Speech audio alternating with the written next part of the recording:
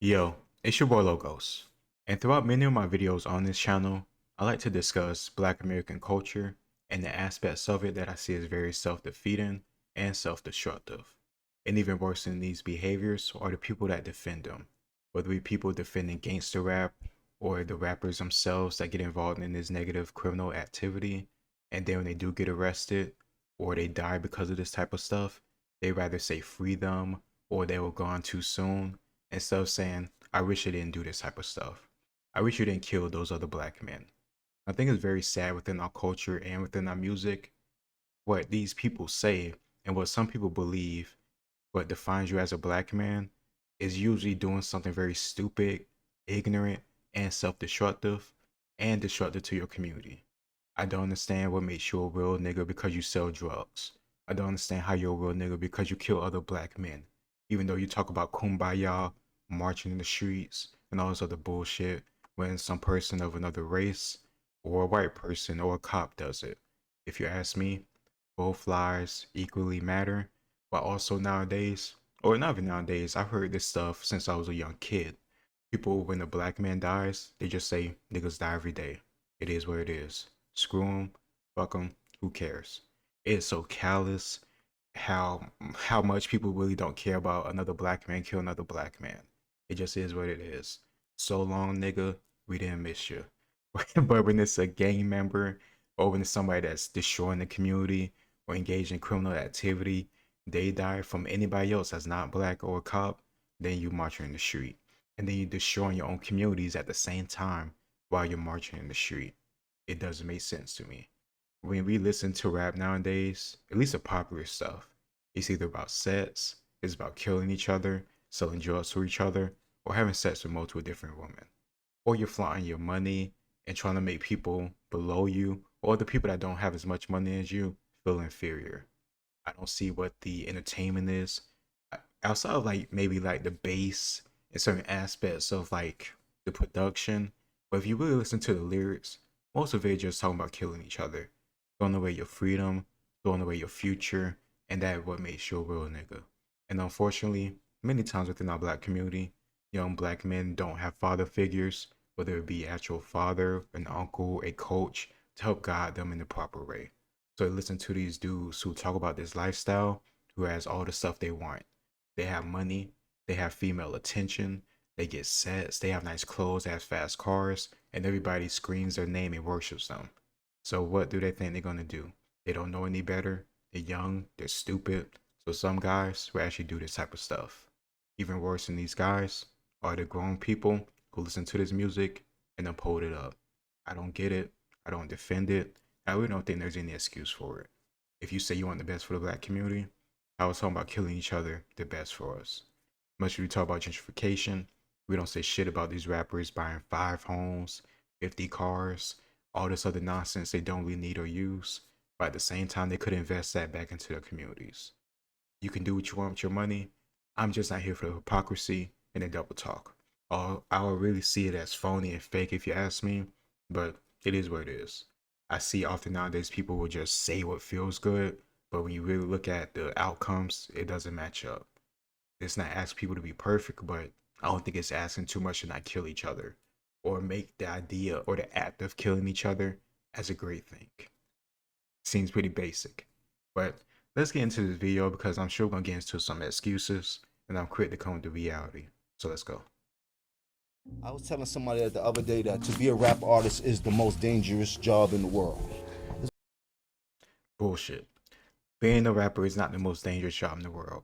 I would say being a soldier or being a oil, like, driller who has to go underwater, or even you don't have to go underwater, but there are people that have to go underwater and work on these pipes to help you get gas for your cars that you drive around in. Those people have much more dangerous jobs. Their danger is intertwined with their job. You don't have to be involved with killing people to be a rapper. That's just something that we try to uphold now within our communities and within the business and the industry. So no, that is idiotic, stupid as hell. It's just as dumb as a mother saying her job is the toughest on the planet. Being a mother, being anything involving civilian is nowhere near the closest to the most dangerous job on the planet. Unless you're within one of those few industries or fields that actively put their life on the line to do their job. Like people in high rises, construction workers, people that work with electricity on the tall poles, people that dive underwater to work on drills or oil rigs, people like that, or soldiers or military. Stop it. You choose to do this stuff, and you're a dumbass for doing it. It's more dangerous than going to war in Iraq because you're always Oh on my god. defense. You don't know who's who. People That's literally war. get right up on you and try to do something to you. You're always getting into beef. How many times we heard rappers, tour buses get shot up this week? They wait till they get a rap deal to start packing all these guns and carrying all these guns. They wait till they get a rap deal to start using these excessive drugs. And these kids are what, 18, 19, 20? So you're not gonna sit here and tell me, oh, you've been doing this. When? This is just how.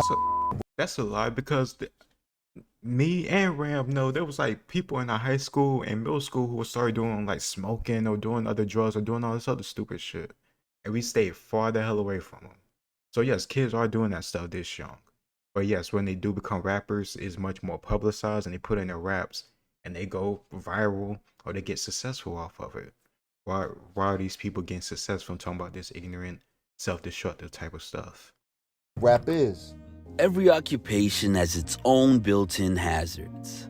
But when it comes to being in the public eye, the risks of being a hip-hop artist seem disproportionately high. Say for being in the military or police force, a professional stuntman, or a combat sport athlete, there's no profession that comes with as many dangers as picking up the mic.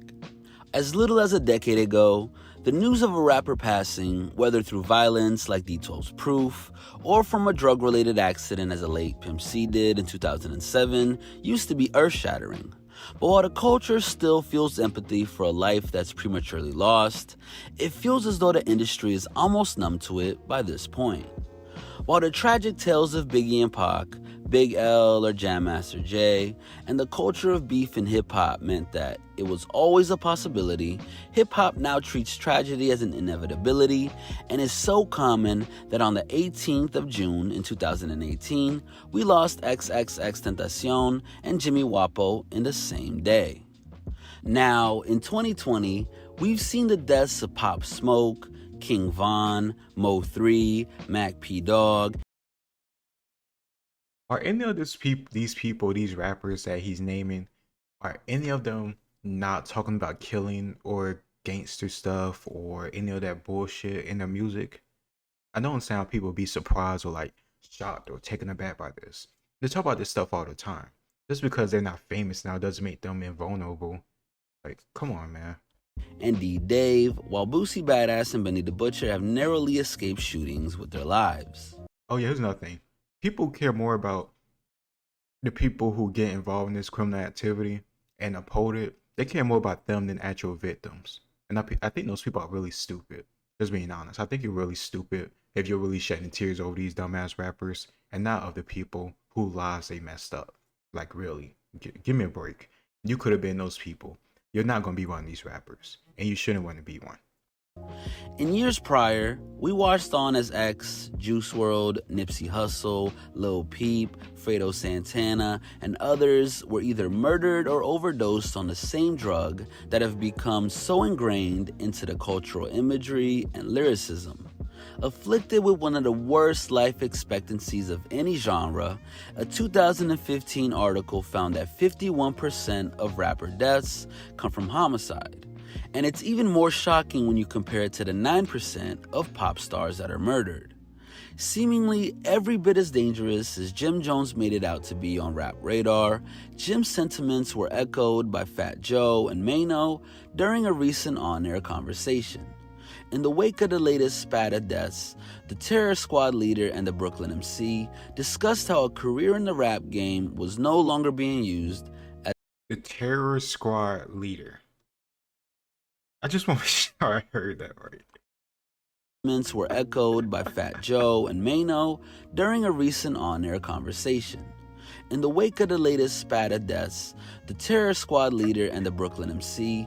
The Terror Squad leader. Okay, that sounds like a peaceful, on the prairie type of name. Like nothing violent is involved with terror. Discussed how a career in the rap game was no longer being used as a gateway to a better life and was dragging artists back into dangerous situations.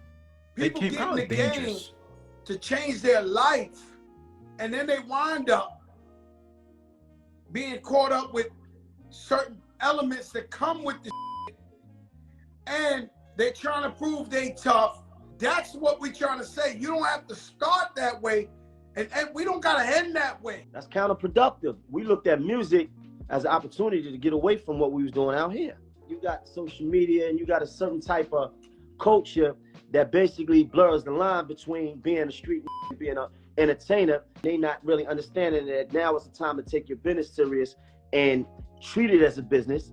But while we know the dangers of being a rapper, the real question that goes unasked is why are more artists falling victim to hip-hop's cruel ways than ever before? If you were to look at the general idea of what a rapper is in 2020, it's obvious that the behavior that the public expects of rappers presents various dangers. Hip-hop has always had a fascination with the darker sides of life.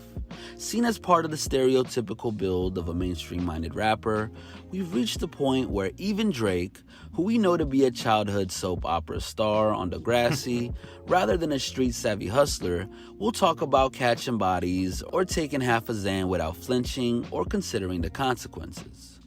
From an entertainment standpoint, this makes sense, as it makes for a more compelling story than someone who sticks to the straight and narrow. However, the fusion of reality and fiction in hip-hop doesn't compare to the world of film and TV. And as a result, there are three key factors that contribute to the increased risk associated with being a rapper today. For starters, there is an added pressure that rappers feel to uphold their image, and when it comes to those who keep their rhymes revolving around the street life, this can be more hazardous than ever. Courtesy of new artists growing up in the Instagram generation, the constant presence of cameras or access to public opinion creates an identity crisis when everyday actions become performance. In turn, it leaves them tethered to people's expectations that if you're a drug addict party animal on record, you'd better be one in person too. Likewise, if you're claiming to be in the streets, they want to see evidence of it splashed across their feeds, no matter the consequence. Because they don't suffer the consequence. It's the person that they mess with, robbed, jumped, killed, or whatever that suffer the consequence. Because people don't think. And it's very easy not to think, because once you think about it, maybe this type of music really isn't that good. Maybe the type of stuff they're talking about isn't the type of thing I really, want to see in real life. It's so cool and clean to see combat or think about combat in your mind, listen to a rap song. But seeing somebody's brain splattered on the wall or their freaking blood all over you really isn't that fun, I don't see what's so fun about having friends that you've grown up with and then having to say goodbye to them forever because they're dead young because of this lifestyle. I don't understand why anybody want to get into it. I don't understand why people want to defend it. And I damn sure understand why people want to see them try to prove it. Like, hey, go kill somebody, go do something illegal and risk your freedom so you can prove how hard you are. Are you idiotic? Are you retarded? It's so stupid. As we all know, gangster rap isn't exactly anything new. However, just as NWA self-identified as street reporters and actual gangbangers, most of the violence that groups such as G-Unit, Onyx, Bone Thugs, or anyone else discussed came from in the past were always used as more of a marketing ploy. There's a sense that in today's iPhone-filled world of instant communication with audiences, everything's become too real and rhymes aren't seen as the valid evidence that they once were. Now, it feels like a far cry from the days where the Crips and the Bloods united for an on-wax peace treaty. In today's hip-hop realm, the conveyor belt of stardom and the power of viral fame can mean that a rapper can become famous while still in the trenches, and as a result, their personal life and their neighborhood ties become not only combined, but brought to the world stage. Since its origins, hip-hop, first and foremost, is a means for inner-city kids and disadvantaged artists to surpass all societal expectations and create a new life. Thus, as 50 Cent recently told The Breakfast Club, it's embedded into the very fabric of the music, and this has never been clearer than right now. Even the gangster energy, it's a part of the culture. Like hip hop music is closest thing to street culture. So you're gonna see more casualties. That energy lives. It's about 700 like unsolved murders in hip hop. For some reason, hip hop loves things that are damaged. Me being a part of it. Like my damage particularly, I felt like I acquired information faster. Right now, the shift in music, if I came out now, I'd be a drill artist. Thrown into the lion's den of celebrity, there's often a perception that rappers will suddenly be able to renounce the life that they've once known. But sometimes, as 50 went on to say on his conversations with the late Pop Smoke, some of the baggage follows them at a time where their every move is now public knowledge. You want to do this, like what you see me doing, or you want to do that? This is how I'm moving them away from so much woo. You do too much of this, you going to jail. Like, yeah, but you did a lot of early on, Fifth. That's the blessings of it being that time period. Mm-hmm. You're not gonna get away with as much of that now. More stuff going on, less gossip and talk about things like. Although 50 advocated for rappers to distance themselves from the streets, it's never been that easy. Stuck somewhere between their lavish life as an MC and the need to uphold the image that they built based on their past, this idea of keeping up appearances to a destructive level was the focus of Denzel Curry's Clout Cobain and its music video. Proclaiming that, "I just want to feel myself, you want me to kill myself," he showed how those same Instagram audiences that want you to stay rooted in place see you as a sideshow rather than something to treat with respect or compassion. Or at least that's the case until it's too late. Exactly. Torn between staying connected and doing what's right for you, the need to enter a new headspace and override the thought processes from before the fame were obvious in Kodak Black's reasoning for moving to Calabasas as soon as he got out of jail. See, in Florida, like everywhere I go, it's like people just like me. You know what I'm talking about? So it's like you is like your environment. So if everybody packing iron, I'm gonna have to pack iron. I'm gonna have to be on board too. Damn, y'all kill ads. Like, you know what I'm talking about? I don't know if they would have did the same thing to me. You gotta have people around you that say, Kodak, you don't need to be out there in the hood like that. Sometimes I miss it. Sometimes, but I know I can't get too comfortable. Although Kodak may be in jail currently, he actively tried to escape his past. Meanwhile, on the flip side, Tekashi 6ix9ine narrowly escaped with his life and now has the jail term and the eternal smudge of an informant on his name after incorporating the 9 Trey Gangsta Bloods into his branding. When this whole thing with 6ix9ine was taking off, it was just so hilarious because the memes was coming out. But also, like, yeah, he did, like, snitch and, like, tell, like, but you shouldn't be surprised. Like, he's just a rapper, from my understanding. I forgot what the guy's name. There's, like, a YouTube channel who will go into, like, the neighborhoods. He don't, like, actually physically go in. He's, like, British, but he'll, like, talk about different gangs and, like, the history of, like, the different violence and rappers are involved with these different gangs. And I think he did do a few videos on 6ix9ine. So this whole, like, dynamic would just... I just think it's hilarious because he didn't have to do any of this stuff. He could have just written on talent if he has talent, or he could just chose a different career. Unfortunately, within our culture, it's either make big money quickly or bust. Like oftentimes, it's especially within the black community. I can't say like fully what Tekashi 6ix9ine experienced because I don't know him, and he's Hispanic, so he might be experiencing different things. That's something I have to ask my other friend about if he heard the same thing too. But me and Rand will often hear about acting right or just the idiotic of reasons. Reading, having good grades, not talking like we have like a literacy problem.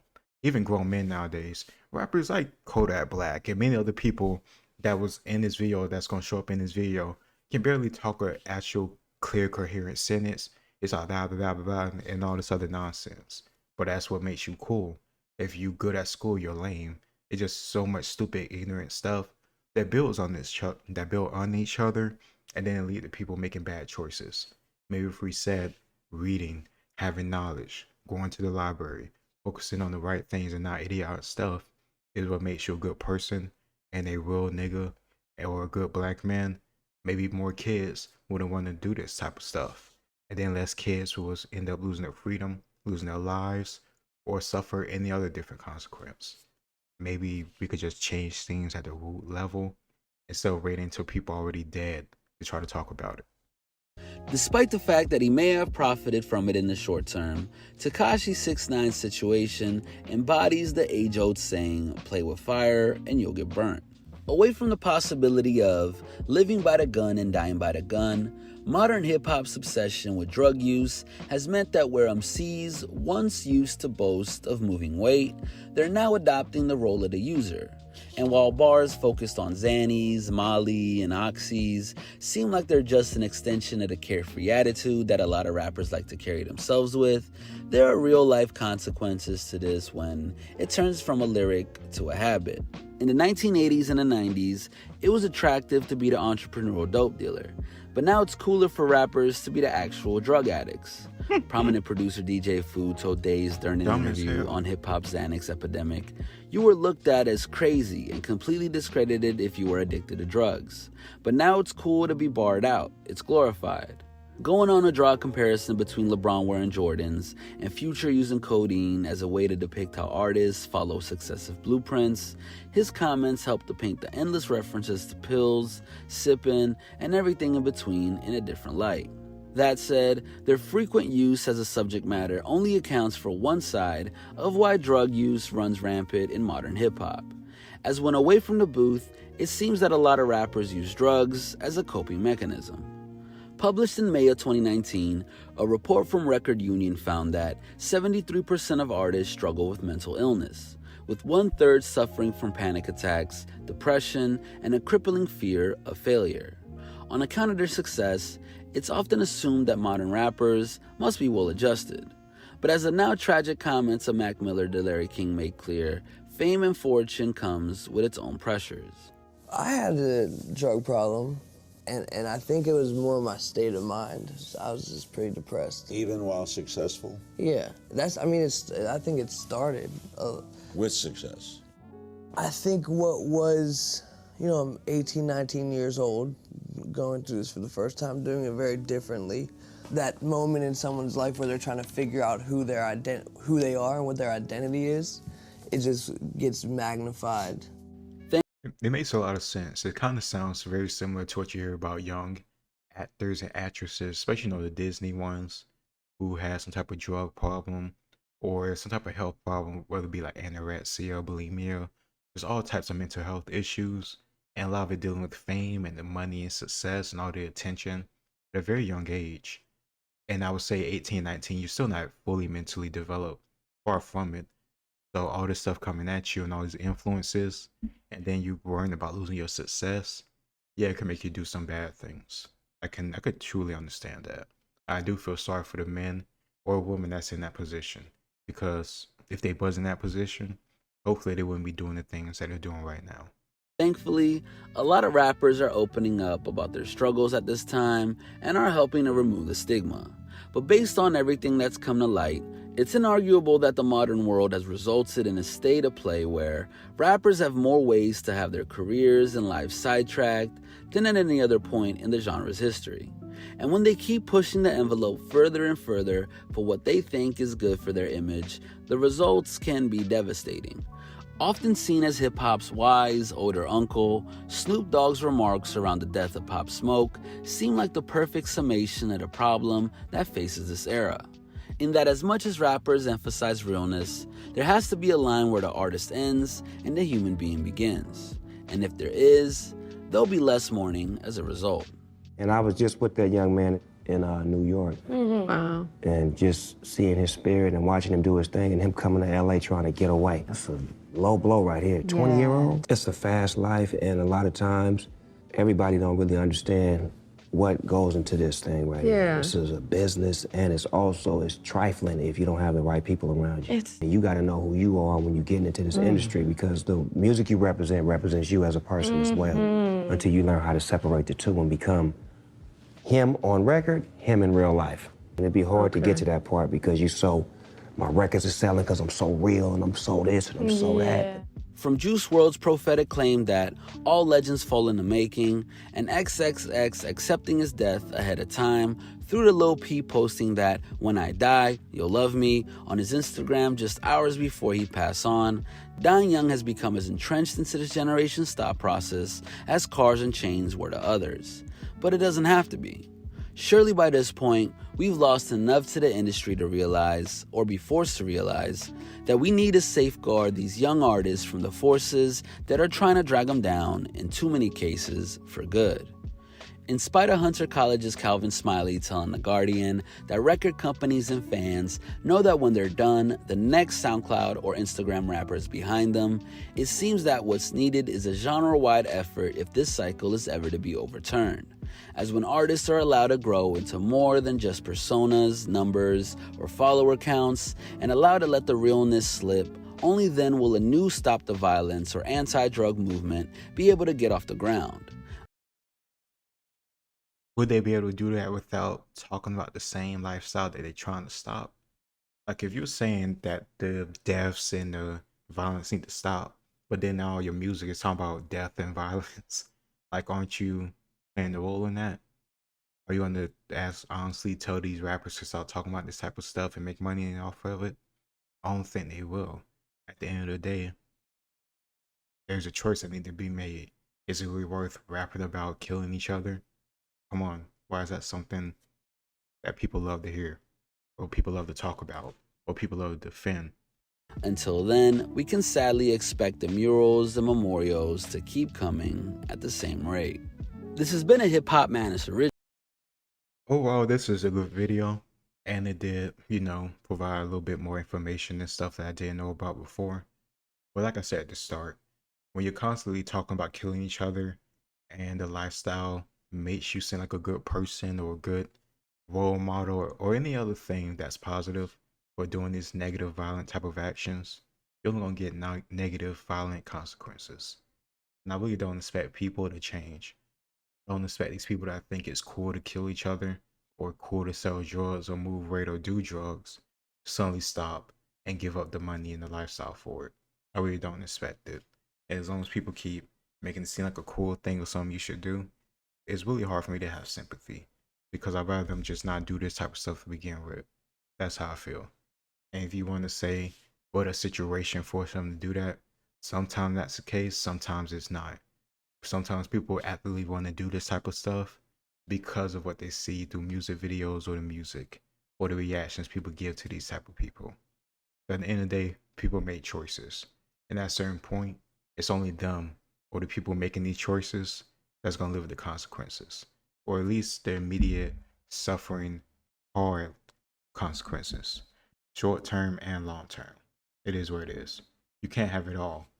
I don't know how you expect to talk about all this violent, evil, criminal stuff, but then want to be almost separated, far away from it.